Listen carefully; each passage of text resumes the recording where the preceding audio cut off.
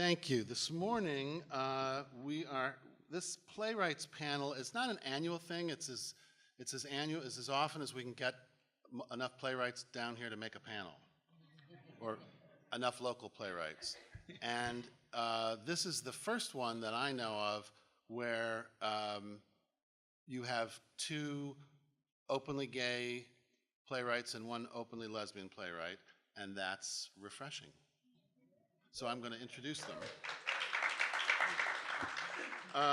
It's also one of the first big panels. I mean, I guess there's been a few. Certainly John Waters was a crossover where this panel is in both the Saints and Sinners catalog and the Tennessee Williams New Orleans Literary Festival catalog. So it's a strange cross. Shouldn't they all be crossover? But they're crossover. So, to my immediate right is Jewel Gomez, who is the author of 7 books, including the double Lambda Literary Award-winning vampire novel, The Gilda Stories. It's been in print continuously since 1991, which is really a feat. Her adaptation of The Gilda Stories for the stage, Bones and Ash, toured 13 U.S. cities. Waiting for Giovanni, her play about James Baldwin, premiered in 2011, and I just heard word on the street is, in the hallway, that it's going to be done in New York City this summer.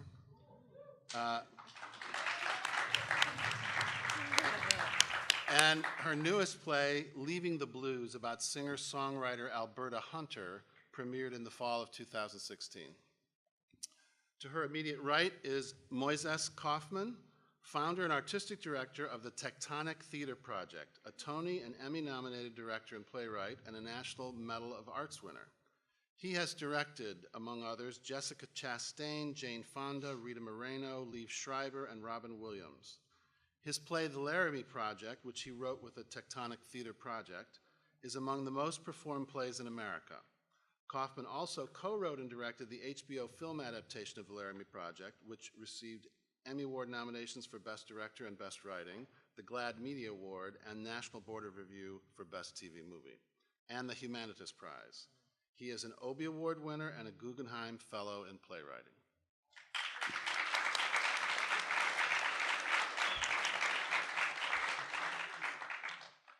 Martin Sherman, on the end there. His plays have been performed in over 60 countries, and they include Passing By, Bent, Messiah, When She Danced, A Madhouse in Goa, Some Sunny Day, Rose, Onassis, and most recently, Gently Down the Stream, which opened at the Public Theater last year. As well as the musical The Boy from Oz, he wrote the book for that, and 2 stage adaptations of novels, A Passage to India and The Roman Spring of Mrs. Stone, which he also adapted for film. His screenplays include The Summer House, Alive and Kicking, Bent, The Roman Spring of Mrs. Stone, Callous Forever, and Mrs. Henderson Presents. He has been nominated for 2 Tonys, 2 Oliviers, and 2 BAFTAs. Welcome.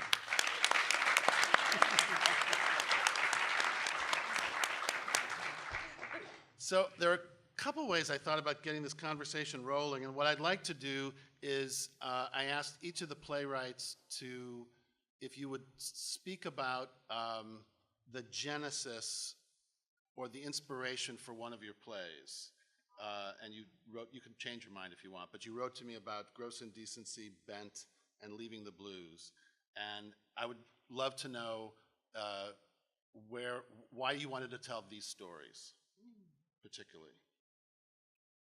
Anybody who wants to start? Martin. No. Martin, it's too late. Yeah. And you know, Martin's been telling, you're going to talk about Bent. This is old, he's done this before. I haven't heard this story. I'm dying to hear it. Oh. Well, I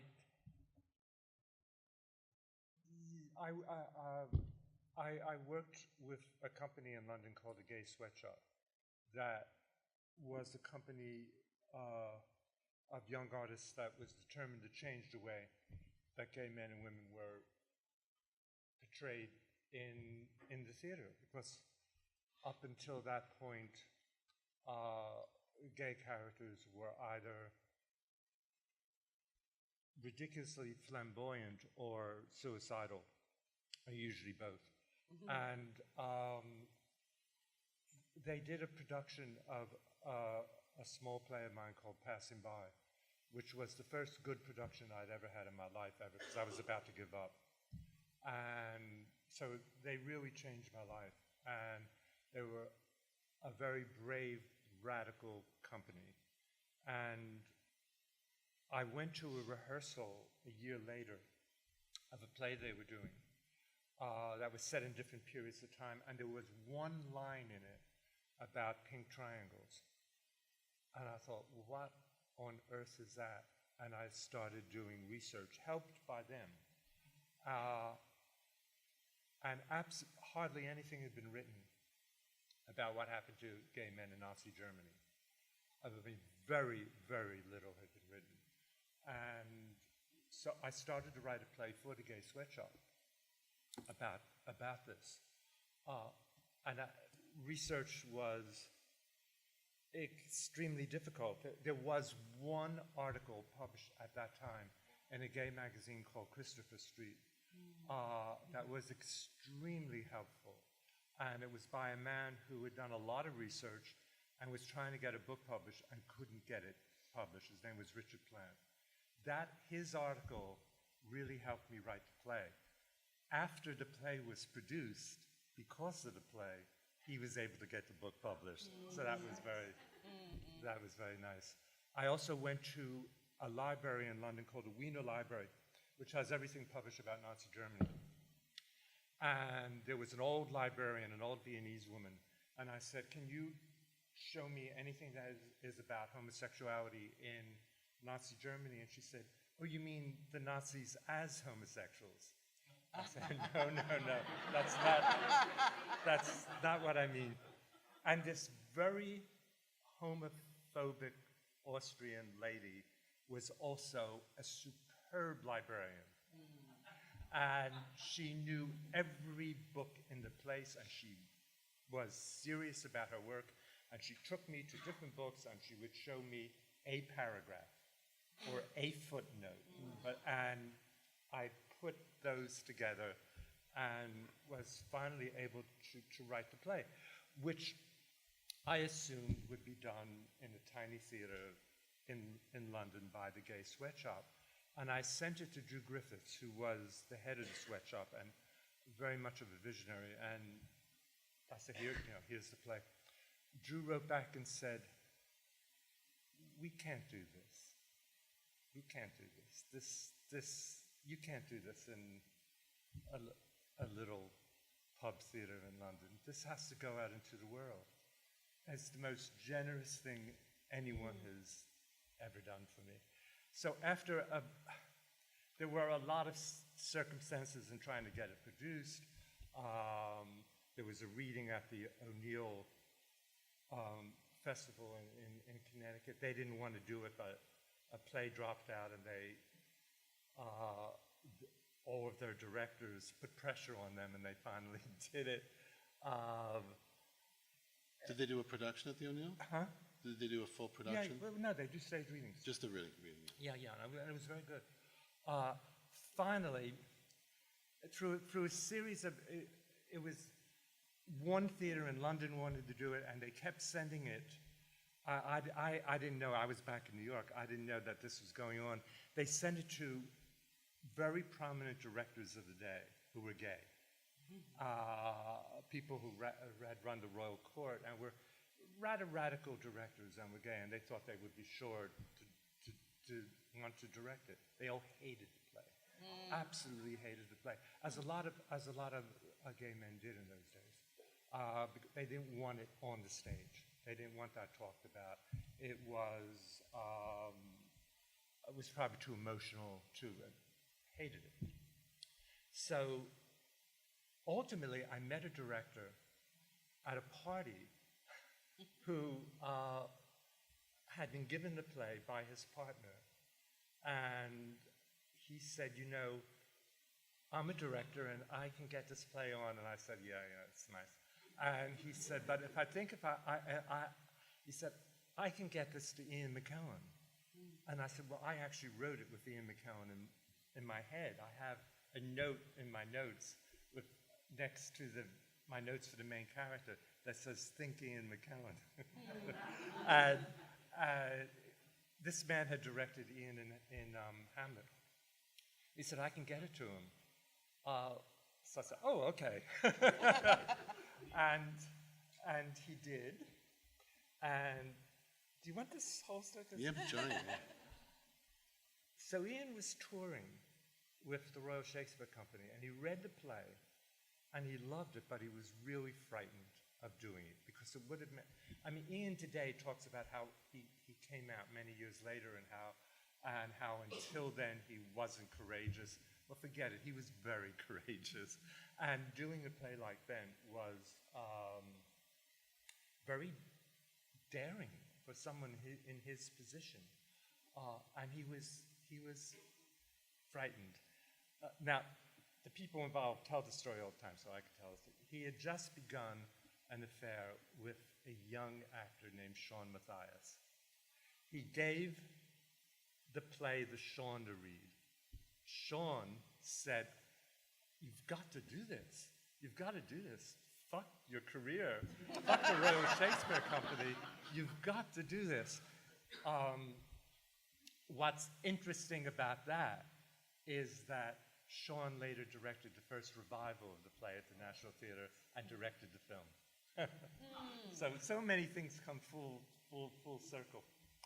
So Ian agreed to do it. There was a producer who wanted to do it, and named Eddie Koulikondas, and they took it to the Royal Court, the natural home for that play, the home of old, daring new writing, not only in England and the world, and they were appalled, and they didn't want to do it, but they had a huge financial crisis, and they were about to go down the tubes, and here was a producer who was going to pay for the production, and Ian McKellen, who would mean box office, so they couldn't turn it down. So they very, very reluctantly produced the play. And I'll never forget the first preview, the shock on the faces of the artistic director and the managing director of the Royal Court as they saw the audience reaction.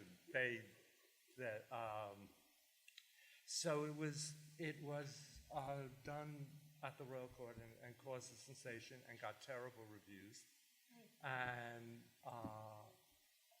by a group of very old-fashioned critics. Some of them were gay, and the gay critics really hated it the most. And they said I couldn't write. They not just said it was a bad play, but that I couldn't write. But the audiences flocked, and the producer moved it to the West End. When he announced he was going to move it to the West End, there was a Society of West End Producers. It's all the producers in the West End. They had a meeting.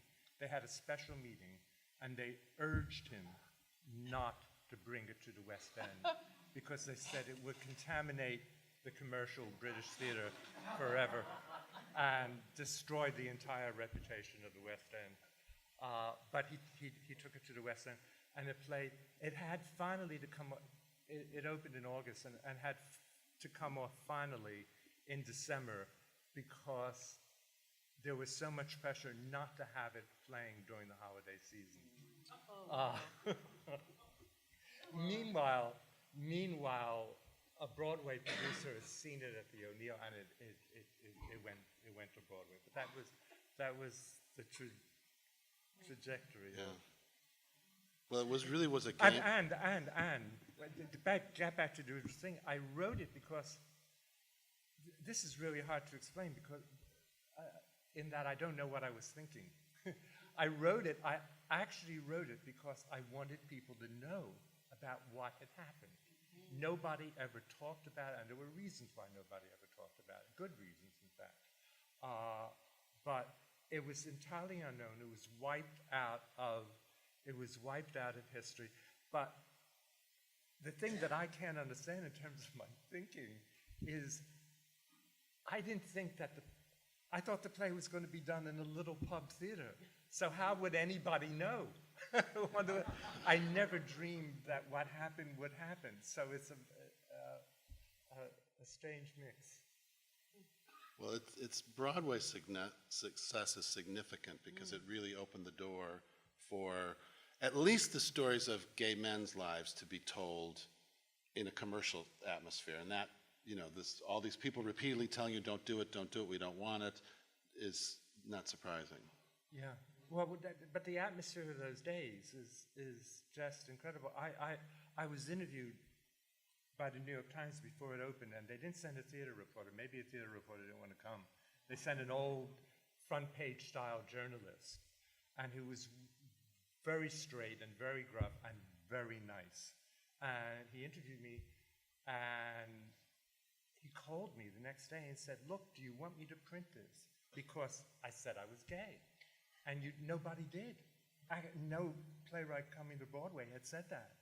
And he phoned me 4 times, 4 times before it was published, to check that I really wanted to see it. So that was the atmosphere of the time. And this is 79? Yeah, the end of 79. A different world, a very different world. Yes.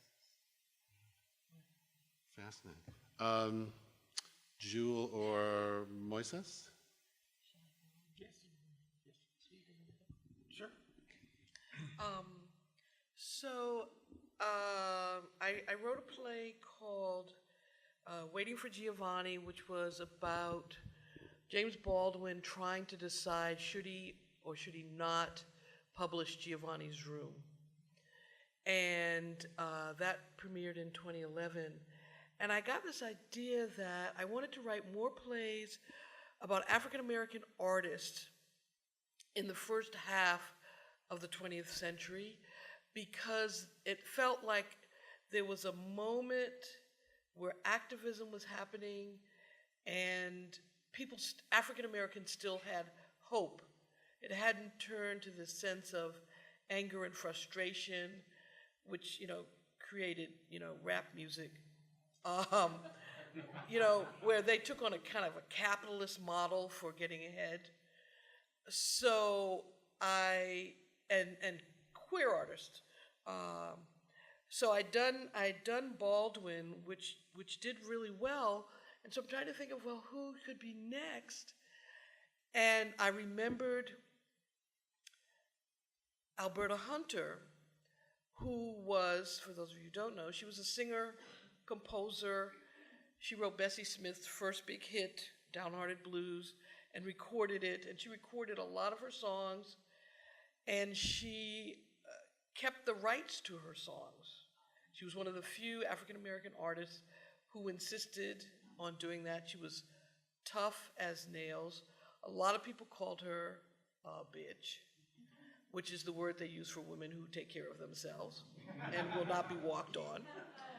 And so I had gone to see her in New York at this little restaurant, barbecue place, that, after she retired, she became a nurse for 20 years, and then she got rediscovered.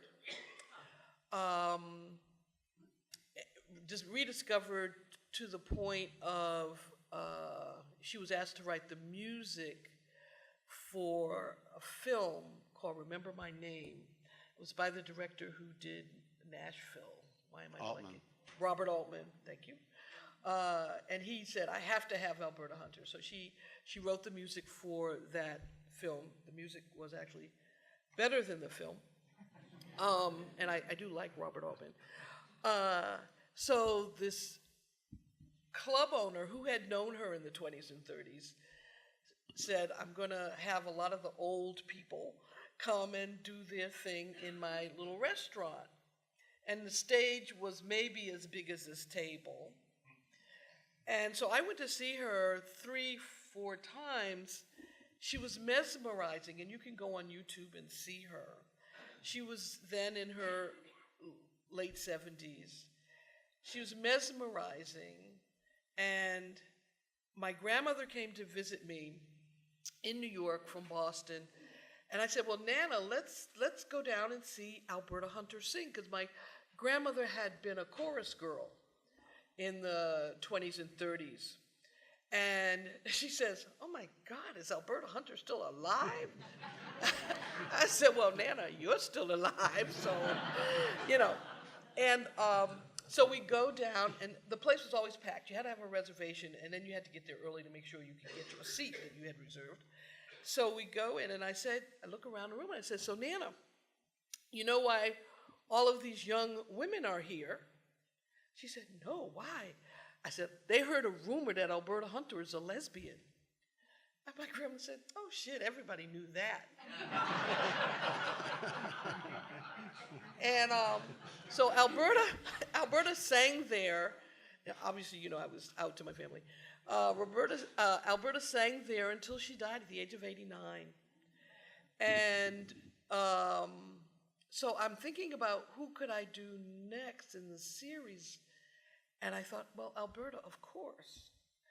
And it was a little bit more difficult than the Baldwin play because Baldwin, every corner of Baldwin's life has been examined and commented on and written about.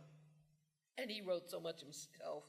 So I was able to do a lot of research and kind of immerse myself in him so that I could recreate his language. There's only one biography of Alberta, not a very good one. There's newspaper clippings I could look up, and they would say things like, "Oh, she sings pretty well considering how dark she is." But then I had the good fortune of, through a mutual friend, of meeting Chris Albertson, who's a writer about jazz and blues. And he's been writing about jazz and blues for, 50 years. So I called him up and I said, "What can you tell me?"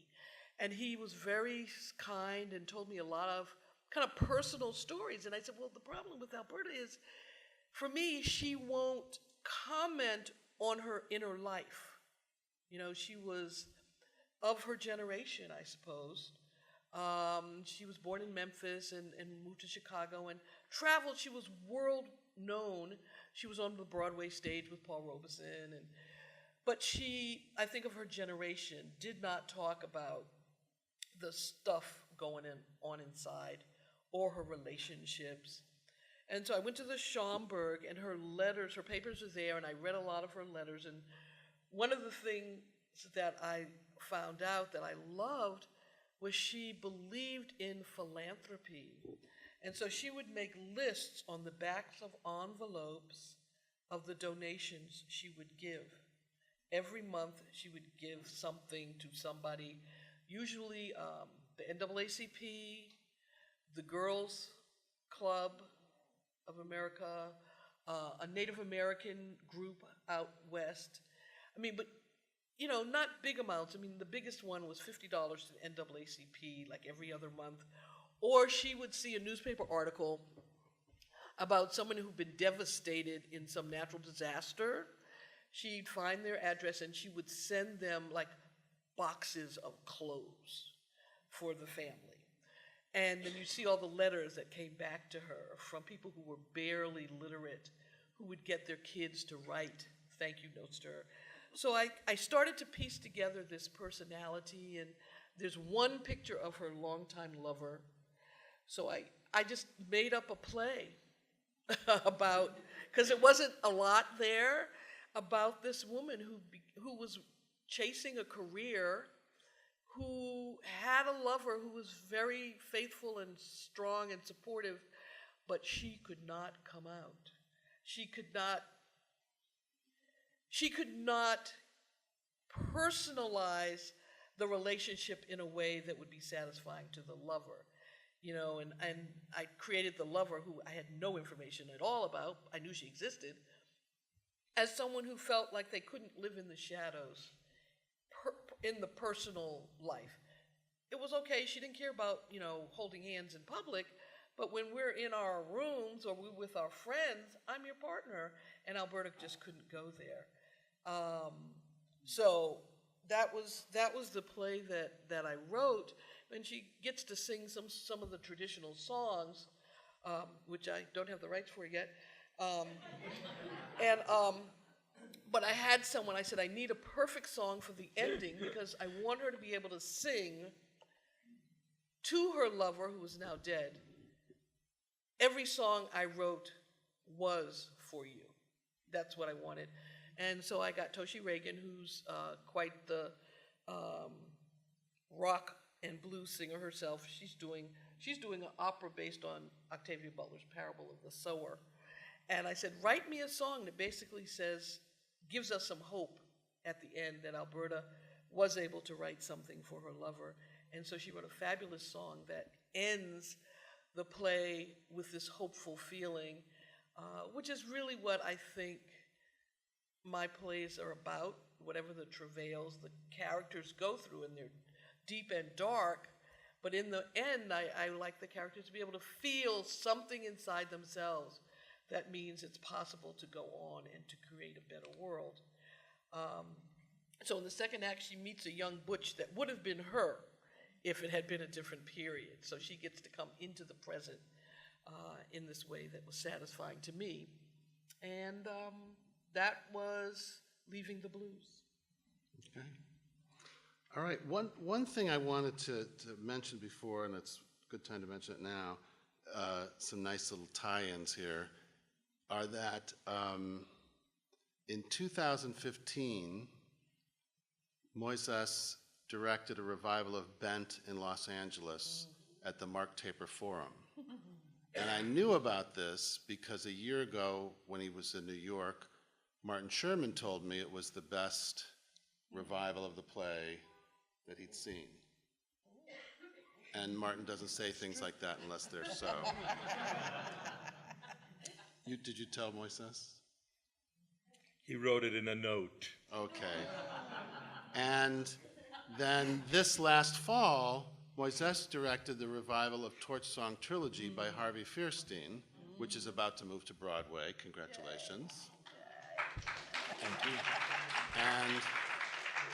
And when Martin was in New York a year ago, it was because his newest play, Gently Down the Stream, was opening at the Public Theater starring Harvey Fierstein. 6 degrees of separation. Yes. Right. And I was digging into your past, looking for information and quotes. Now, none of these are hold your feet to the fire, because I know sometimes it's, things are in context, but I pulled a few quotes that I thought might spark conversation here. Mm-hmm. And one of them that I like, because I know Martin you had said that you hadn't written a quote unquote gay play per se since Bent, right? Until Gently Down the Stream, is that right? Like you had gay characters. Per se, in that way that literature has a sexual orientation. Yeah. So the quote was, I wanted to look at gay life over the last 100 years. It's something that I've been trying to write for decades, and I just didn't know how. Finally, one day, the way to do it popped into my head. And what was that way? This is for Gently Down the Stream. I had been trying to write it for 15 years and couldn't. And I had started and stopped it and tried all kinds of ways. And then one day I was walking, so 15 years later, I was walking across the street, minding my own business, and it dropped on my head.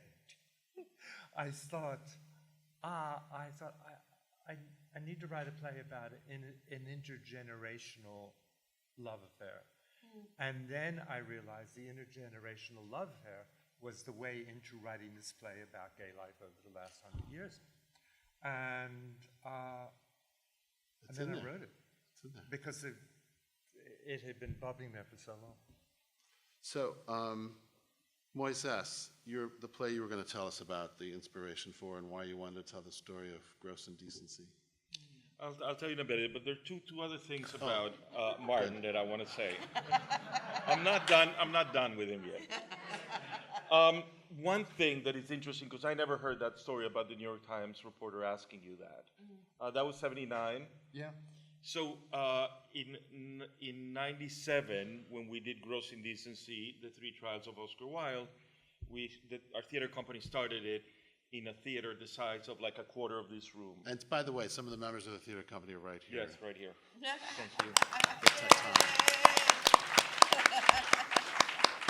And then it did very well. It became a success. It moved off Broadway, where it ran almost 2 years. And then, so it did very, very well. And the New York Times called to do a piece on me and Tectonic Theater Project. And they did the piece, and and the next day I got a call, and they said, "You told us that you're gay. Are you okay with us publishing?" Still. Really? Oh my goodness. 97, that was 17 years Yeah. Oh my after they did it to you. I wonder if they still ask that question. Oh my God. But it's interesting because I didn't know that. So, and it was interesting because I was out to some people, but I wasn't out to everybody. And I said to my husband at that moment, I said to the reporter, "Let me think about it. I'm probably going to say yes, but let me think about it. I have a partner, and he's obviously going to be influenced by this decision." So I said to Jeff, I said, "What do I do?" You know, and he said, "How can you write the play that you've written and directed about Oscar Wilde, and then ask anyone not to out you?" He has always been a moral compass. I was like, all right. So that's one thing. And the other thing that I think you're too shy to say that is very moving to me about Bend, there are moments in history where theater can really move the needle, where theater can really kind of change a certain kind of dialogue that is occurring on the zeitgeist of the culture. And what's interesting about Bend is that, as Martin said, people did not know about the pink triangle, and people did not know about the treatment of homosexuals. And one of the reasons why they didn't know was because at the end of the Holocaust, where all the camps were liberated, everybody was freed. The people who were not freed were the homosexuals, who were the pink triangle. So they were after the war, they were taken again and sent to prison. And they were in prison for many years, and when they were finally released, they refused to tell their story for fear of being thrown back in jail. As of course, what we've learned in the movement is that unless you tell your story, nobody's going to tell your story. And the people who were responsible for telling their story didn't want to tell their story because they were so afraid. So, Bend, one of the things that's most incredible about Bend is that it brought that to the world. It brought that part of history that had been lost back to the world. And yes, Mr. Plant was able to publish his book, The Pink Triangle, right after. So, one of those occasions where a play is really able to cause a change in the culture. And having just directed it last year, the play holds beautifully. Because, yes, it's a play about ideas, and it is a play about issues, and it's a play. But what Martin does is that his understanding of human character is so profound that the characters live today as they lived then. It's not about, and the other thing is that it's still amazing how many people don't know about the pink triangle. So anyway, so thank you for that. Thank you for that. We can go now.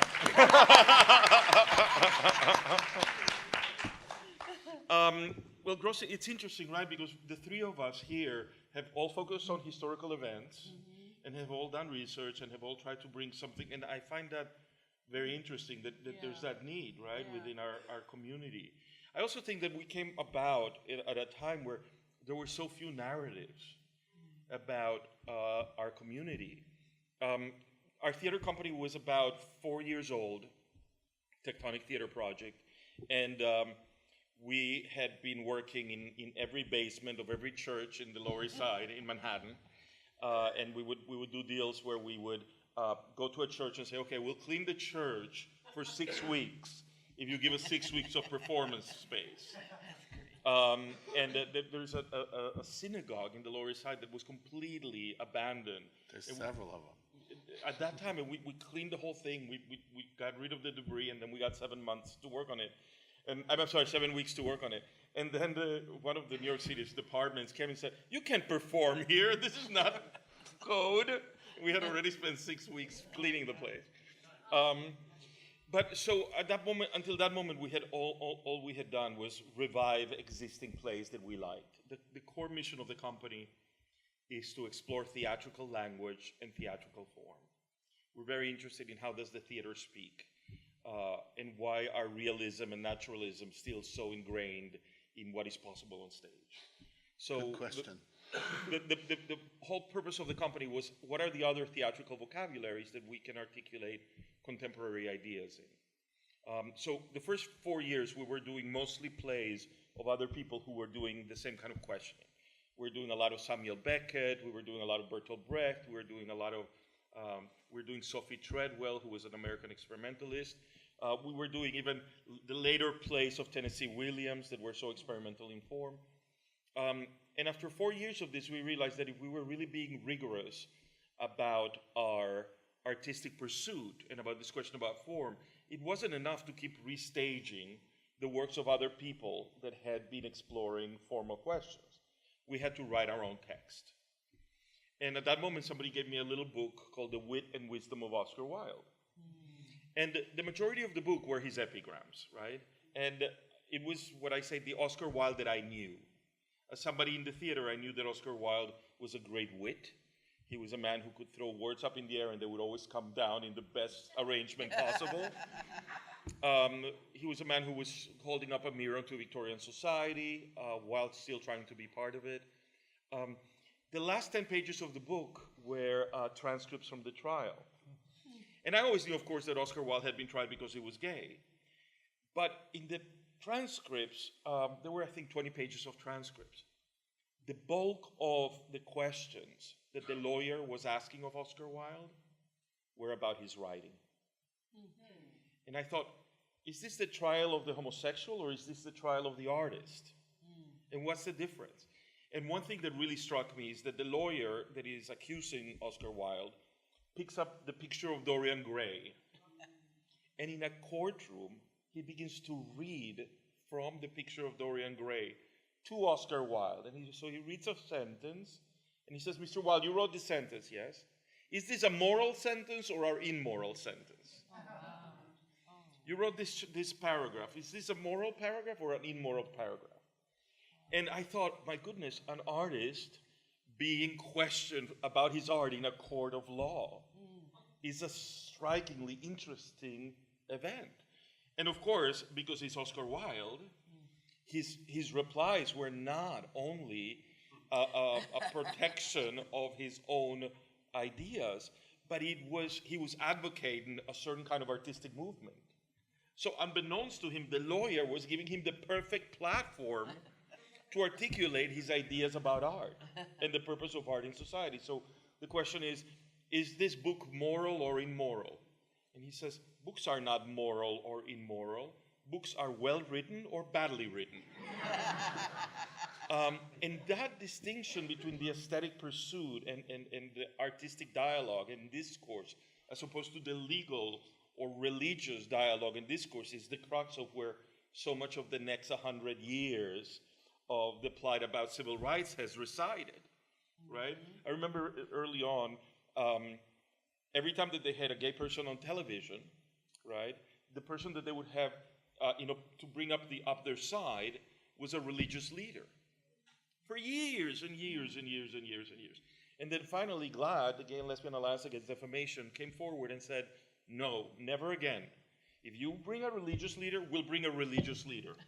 So they can talk about religion. We can bring an LGBTQ religious leader, but we will not bring a queer person to debate against a religious leader because, number one, it makes us all look godless, and number two, they are not talking the same language. And so that was the thing that fascinated me about Wilde. And of course, like it has happened with every single one of my plays, everybody said, oh, you're writing a play about Oscar Wilde? Haven't there been enough plays about Oscar Wilde? I sent it to about 25 artistic directors because it was too big a play for Tectonic to do on its own. And nobody would touch it. Nobody would touch it. And so Tectonic said, okay, nobody's doing it. We raised $15,000. We got this little space, and it was a space that was a community center. So every night we had to set up the risers, put the chairs on, do the play, and then after the play, the actors had to come and help put the chairs out and the risers out. And we ran there for 4 weeks, and we didn't have a cent of advertising money or anything like that. It was just word of mouth. And then Ben Brantley came and gave it a rave review, And every review that came was a rave review. And then we moved and we ran for 2 years off-Broadway. And that year it became one of the most performed plays in America, and then it moved to the West End, and then it did all these other things. But the thing that was very inspiring to me was that Oscar's words were still resonating. And not the words that we usually know in the plays, but all the other ideas that he had about the purpose of art, the purpose of the art, the relationship between the artist and society. And the last thing I want to say about this is that the thing that was, there are always these moments of incredible coincidence. While we were performing Gross Indecency, it was the first time that the company had any money in the bank. And while we were performing Gross Indecency, a young boy by the name of Matthew Shepard was murdered in Laramie, Wyoming. And I decided to take 10 members of the company to Laramie for 10 days to talk to the people of the town. And of course, because we had some money in the bank, we could fly people and we could house them for 10 days in Laramie. And I find it so moving that it was Oscar Wilde who paid for us to go to Laramie, to make the play about Matthew Shepard, He'd be proud. What? He'd be proud. He's smiling. I was Yeah. just thinking the same thing as you were talking, that Gross Indecency opened the door for you to be able to do the Laramie Project, which has reached so many more people. Yes. And it's been such an immediate conversation, even to this day, Yes. about the way people are treated and how communities are, and how people think they're not like Shepherd's community, that our community's fine, it's those other communities where these things happen. I have more questions and quotes and things, but one thing I want to bring up, and I'm not exactly sure how to do it, so I'm just going to dive right in here, is I don't want, and I mean, unless you guys want to, I don't really want to go on, spend too much time on Jesse Green and the article that he wrote for the New York Times recently. Are people aware of that? Does anybody remember what he called it? It was A short history of gay theater. And his landmarks were The Boys in the Band, Torch Song Trilogy, and Angels. And he made his case, and that's fine. But he also left out lots of people. And I just thought what I've liked about it is not the article so much, but the conversations it's created. And there have been responses in American Theater Magazine and on social media about, hey, wait a minute, what about all these women playwrights, people of color, who contributed to this history? And he sort of backed off a little and said, well, that was just, mine, it's only gay, it's not lesbian, and, well, okay, fine. So, because my first thought when I saw it was, well, how could there be three, and what about Bent, and what about all these fascinating people? And for any of you, where would you contribute to a conversation about that in terms of visibility, beautiful content, theatricality, like plays that mean something to you in terms of, if you're going to look at a sort of a time of gay and lesbian theater, and that's where I start to stumble, because I feel like a lot of these plays are not necessarily gay and lesbian theater, but they have visibility of gay characters, they have content. Like Ludlum, like I put Charles Ludlum on the list right away, and he wouldn't run around and say he's a gay playwright, but he changed a certain sensibility. Yeah, but these plays are a gay theater. The plays written by gay writers are gay plays, even if they're not directly about gay subjects. The very same way that Arthur Miller and Eugene O'Neill write straight plays. Right. And that writing a straight play doesn't keep Eugene O'Neill from reaching out to everybody. Right. And writing a gay, same thing. I think that the conversation is also changing radically in terms of that question. When people ask me, are you a gay playwright? I always say absolutely, yes, I'm a gay playwright. I'm also a Latino playwright. I'm also a Jewish playwright. I'm also an Upper West Side playwright. If I'm doing my job remotely correctly, as the title of this conversation says, then I am using every single thing that I am as a human being, right? When I was in undergraduate school, I took a course in Williams, Miller, and Albee. And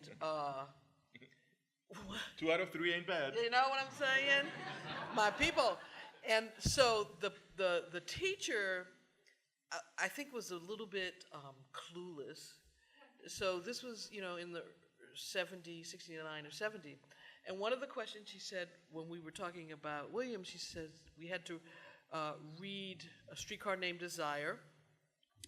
And she said, well, playwrights often say they put themselves in their plays. Who do you think Williams was in this play? And I said, Blanche. And I thought she was gonna choke. And I thought, okay, well, there goes my grade, okay.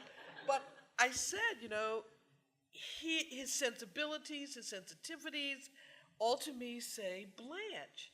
But even at that time, she couldn't see through the characters and gender at the core of who people were. And so I think, you know, I think of Streetcar as one of those really intense gay plays. Yeah. You know? Well, I think your answers are new. I think, and they're more complex than they used to be. And I remember sitting there, is Michelle Carlsberg still here? We were sitting at the Lambda Literary Awards, and Terrence McNally gave this very thoughtful introduction to Edward Albee, and Mr. Albee got up and said, thank you, I am not a gay playwright, I am a playwright. And people got very upset. And I remember thinking, it's not up to you. Really? Well, in a sense, time will tell. I mean, the way people see you and Right. and how we connect to play. It's like, how, you know, people raise your hand if you read The Glass Menagerie in high school and thought, oh God, this guy's gay. Yeah, really? Right? Yeah. But also, you were sort of talking about, I think, the future of, Right. well, it's just beginning. I mean, there are a zillion stories to tell that haven't been told, and it's going to go on. I mean, there is a play previewing in London now called The Inheritance by an American playwright called Matthew Lopez. 7.5 hours of the best theater I've seen in years. I've just most exquisite writing. It's a gay play. And it's just going to go on. The Inheritance. His name's Matthew Lopez. Matthew Lopez. And Moises, you were telling me a story that relates a little to this in terms of thinking back to landmarks or role models. You want to tell about that story about your mom and the book? Oh, well, it's interesting, right? Because in the same line of, you know, when we create these works, right? There's a whole generation of people that hopefully get to read them and hopefully get to be, you know, inspired by them. I come from a very Orthodox Jewish home in a very Catholic and machista country in Venezuela. So by the time I was 9, I realized I was gay, I thought I was the only gay person in the world. I didn't know that there were any other gay people. When I found the word homosexual in the dictionary, I remember being joyous because I thought, oh, there's a word. That must mean there's at least one person who is homosexual. And of course, at the time, I thought it was Mr. Merriam-Webster. Because with a name like Merriam, be gay. But I had no, you know, and so the turmoil of growing up in a very Orthodox Jewish home, a very Catholic country, a very machista country where the definition of masculinity was about that big, was giving me a great amount of horrific panic. And a cousin of mine who knew before I knew that I was gay, he said, we took a cross-country trip, and then we ended up in San Francisco. He was very smart. And he took me to see Torchon Trilogy on tour.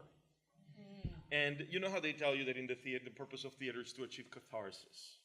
When was the last time you were at the theater and you achieved catharsis?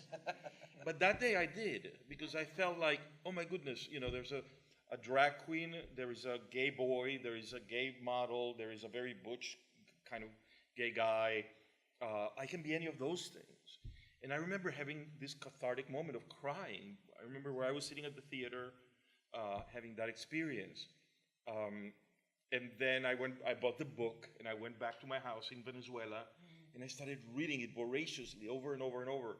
And it was interesting because, yes, it was partially the subject matter, but it was also the gay aesthetic of the text that resonated. I could read in the way that Harvey was writing a language and a vocabulary that spoke to me deeply. It's like when people say, I grew up in Venezuela and I love musicals. Like, what is that? And is that the gay gene? You know? But there is something about our aesthetic commonality. Anyway, so I went back and I was reading it so much that my mother finally said to me, why do you keep reading that book so over and over and over? And my ears got very hot. And I thought, lie quickly. And I said, well, it's a great book, mine. It's a great play, and it's having a great deal of success in America, and I want to be a playwright and a director, so I'm studying it. Cut to, now that the show is moving back to Broadway, and it's moving back to the house where it played on Broadway. So when it was announced, I called my mother, and I said, Ma, remember you asked me why I was reading that play so much? I was preparing for the Broadway transfer.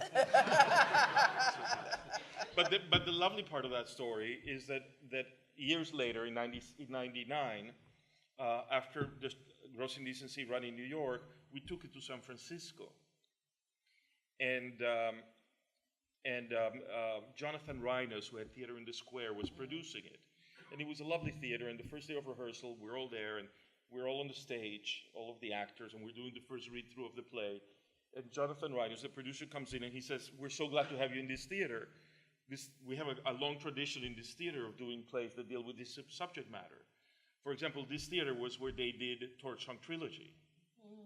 And I'm sitting on the stage and I look out and I can see myself as a 17-year-old kid looking at the play. You know, it was a really eerie moment of transcendence. So were there other plays of any writers, but were there gay and lesbian plays or plays that had that feeling of a gay play, or writers that really were touchstones for you when you were younger? Martin, Martin, yeah, of course. right. Bent.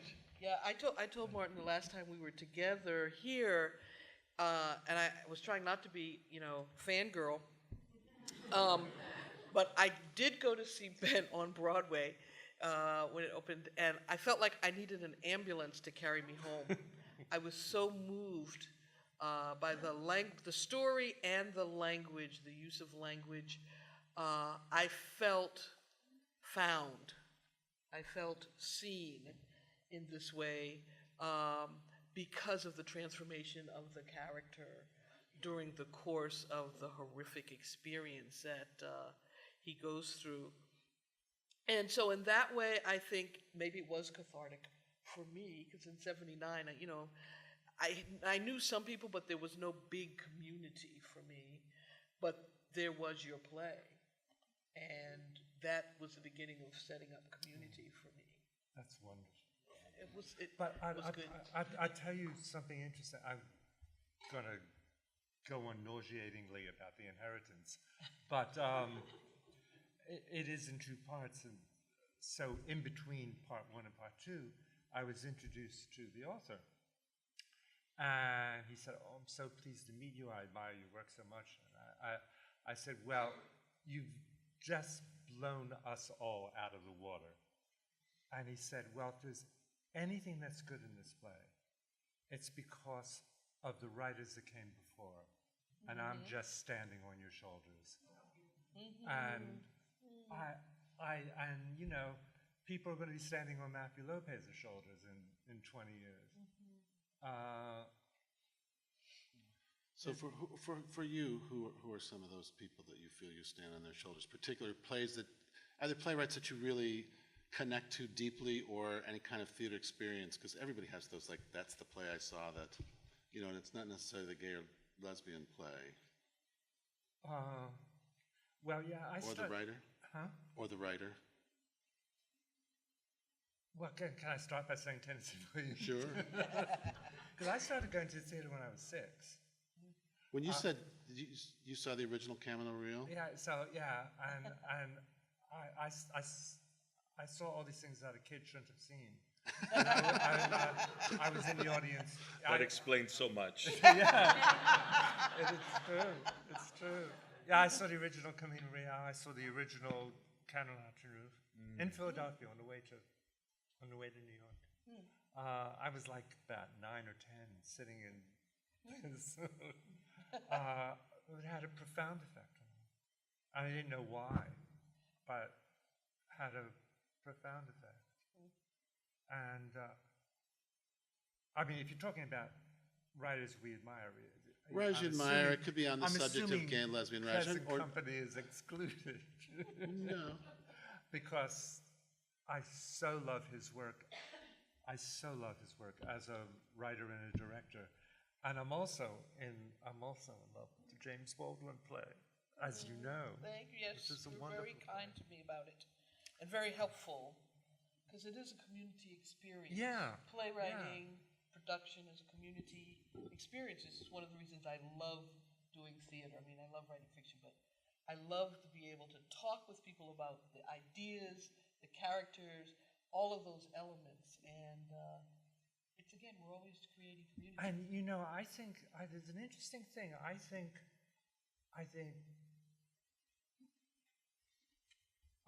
gay writers may possibly, for all the things they may say in private, are possibly nicer to each other and more helpful to each other and kinder to each other than non-gay writers. We're on that. We're holding on to the life raft together. in many ways. I just saw All About Eve, the film, recently. It was on the plane, and I remembered it was one of those things that excited me about theater. I didn't know if I had the guts to live through the kind of envy and sharp edge and all of that. But I wanted to grow up to be Margot Channing, but as a writer, not an actor. And it was like, I wanted to be able to have those cutting, hang on to your seatbelts, it's gonna be bumpy, kind of personalities. But that projection of theater as this very vibrant, amazing place was what really influenced me when I was young, when I first saw that. Well, and I love this idea that when we see ourselves in characters or some piece of ourselves that we'd like to be, that that race and gender and all these things don't necessarily come into it. And I was thinking of when you were talking about it in Provincetown 10, 11 years ago, Amiri Baraka was talking to a group about Tennessee Williams, and he said, I'm here because I didn't ever see a Tennessee Williams play, but I saw those movies. And when we went to see those movies, I knew he was writing about me. And he went on to explain why he connected to the Tennessee Williams characters. Also, I think having nothing to do with the subject matter we're discussing, I think most gay writers, Moises certainly, and myself, and Tennessee Williams, owe an enormous amount to Chekhov. And it all goes back there. Yeah. Well, that's a good spot. Yes, I was just going to say we have time for questions. Oh, there's Mr. Eric Enderkatz. I don't know if she's coming with the mic or not. Mr. Sherman, since you already said that most of the Pink Triangle survivors weren't anxious to share their stories, and I know the last survivor died within the last few years, last 5 years, did you have any survivors come up and talk to you about their experience after Bent was premiered? No. Actually, no. By the time it was on a stage, they were pretty old and very. The reason they didn't talk about was that when the Allies came in after the war, they threw out all the Nazi laws and kept all the old German laws prior to the war. And the law outlawing homosexuality was an old German law. It was a dormant law, which meant that nobody put it into effect. But it's a great lesson in why you have to be careful of any law that's on the book, even if it's never used. And so everybody who had been in the camp as as a gay man was petrified that they would be sent back to prison. And occasionally they were. And often they weren't, but how can you tell someone who's just been to Dachau that it's not going to be? So, no. So,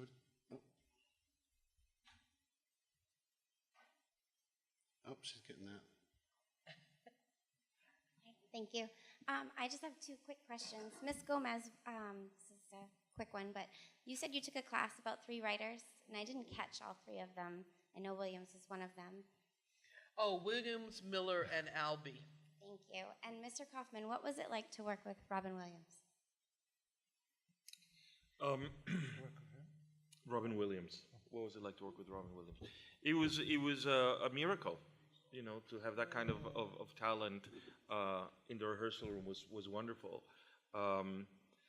The only unfortunate thing was that the first originally the first half hour, 45 minutes, was him doing a stand-up at the top of rehearsal. And finally, I had a conversation. I said, I can't waste so much time in your stand-up. You get 15 minutes, and at 15 minutes, you have to stop. So at 10, I would give him 5 minutes left. But it was wonderful. He was a consummate artist, and he was working with a company of actors who had never been on Broadway. It was their first time out. And during the entire rehearsal process, he always had lunch with the full company. So, you know, it was a mensch in addition to being a brilliant man. The Bengal tiger at the Baghdad Zoo. Yeah. I wanted amazing. to add something There was a question about over here that the was for- play. You're asking me about Williams, Miller, and Albee. I minored in theater in undergraduate school, and the entire time we never read a single playwright of color. The entire time.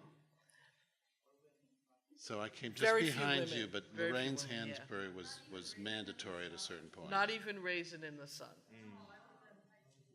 Yeah. This was in the late 60s. When I first read The Notebook of Trigorin, thinking about it for publication, I said to myself, oh, Tennessee, why are you rewriting Chekhov? And then Maria St. Just took me to a staged reading of Notebook with Amanda, Plummer? No, not the other Amanda Burton, and another famous actor in New York, and it was brilliant. And he makes the main character, Thomas, help me, gay. And all of a sudden, I understood the seagull in a way I had never understood it before. And I said, Tennessee, forgive me for doubting you. It was brilliant, and I wondered if anybody else on the panel knew the Does anybody know? It's a play called The Notebook of Trigorin, and it's called, by Tennessee Williams, a free adaptation of The Seagull from the Anne Dunnigan translation. So he was doing what you were doing, Moises. Well, eventually it premiered at the Cincinnati Playhouse starring Lynn Redgrave. Do you know it at all, Martin? No, I don't know the play. I wouldn't agree that Trigorin is gay, though.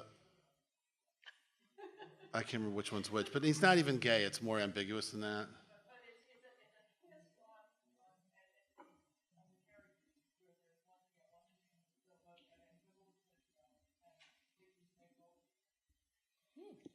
Got one right here. Yeah. Thank you. So we've talked a little bit about Tennessee Williams, and this is just a shameless question for all of us Williams nerds. Moises, you mentioned that theater or authors have the potential to move the pen, or can you each sort of describe one thing that Tennessee Williams did, wrote, a moment that you saw, a play that he put in front of the world where you feel like he really moved the pen in some way, for you personally or you think historically? Good question. Oh, that is a great question. I could start because the thing came to my mind immediately. I saw the film.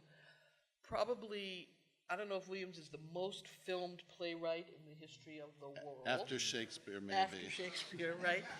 And certainly growing up in my neighborhood, I was not going to plays. so I'd seen Cat on a Hot Tin Roof, the film, and then I went out and got a copy of the play to read it.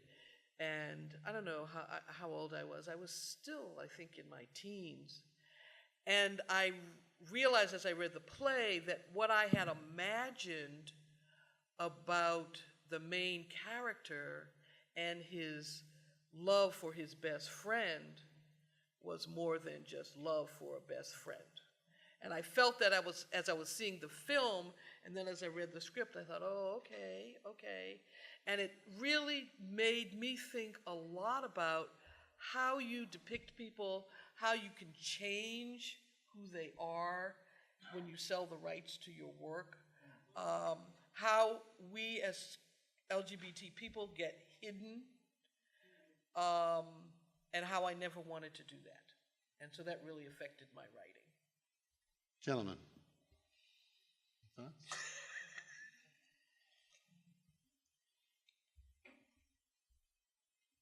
Probably,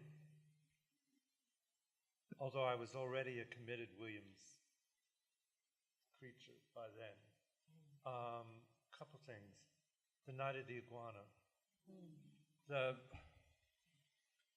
I've rarely been as affected by the scene where Hannah talks about her life with the Reverend. And the idea that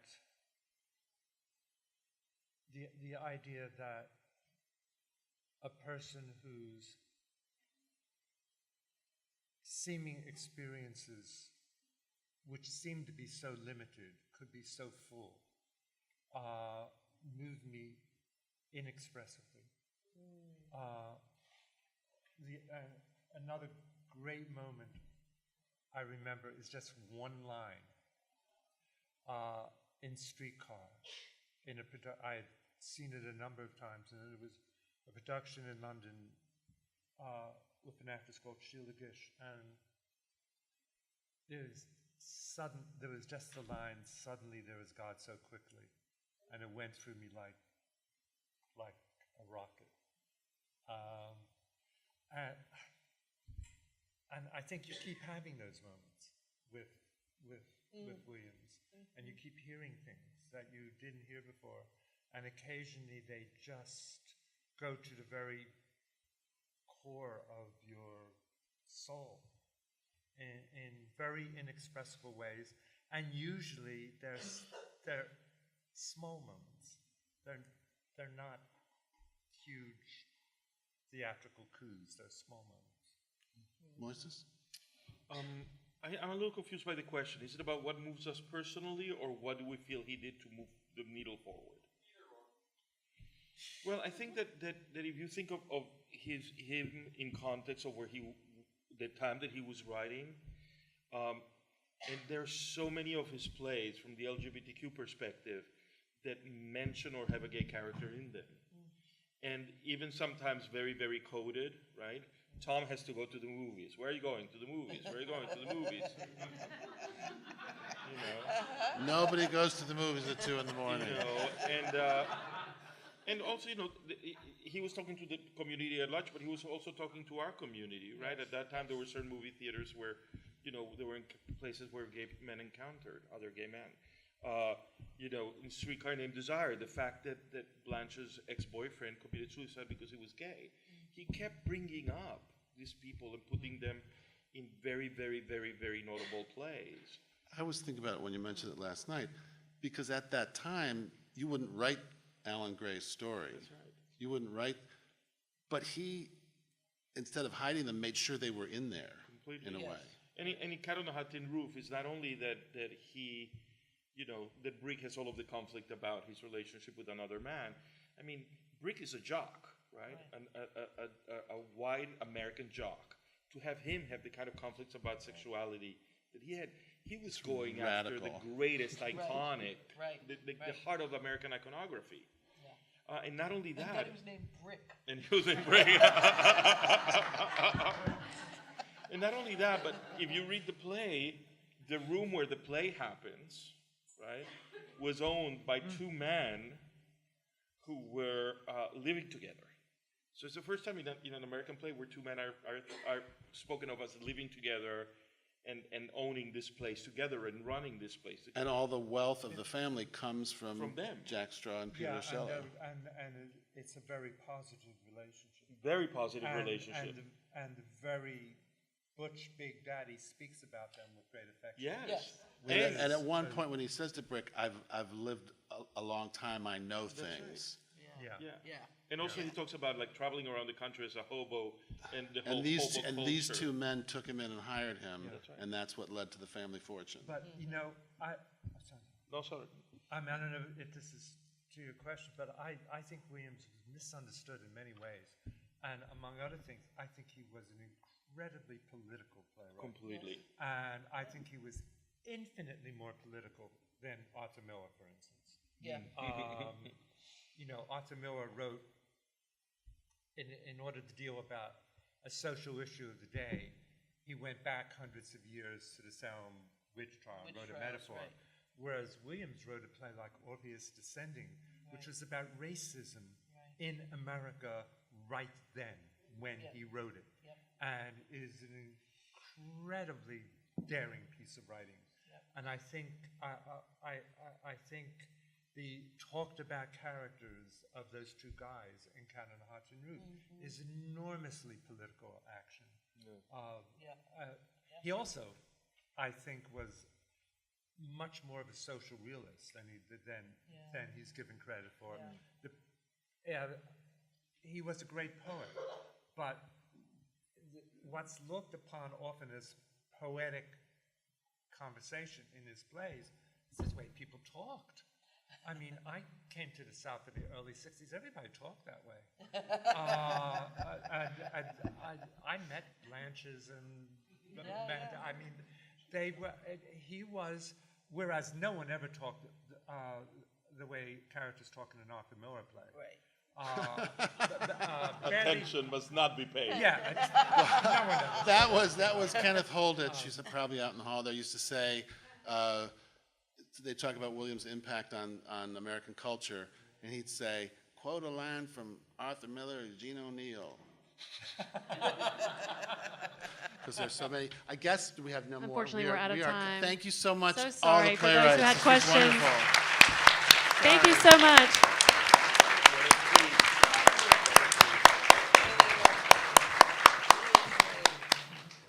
So we got back around.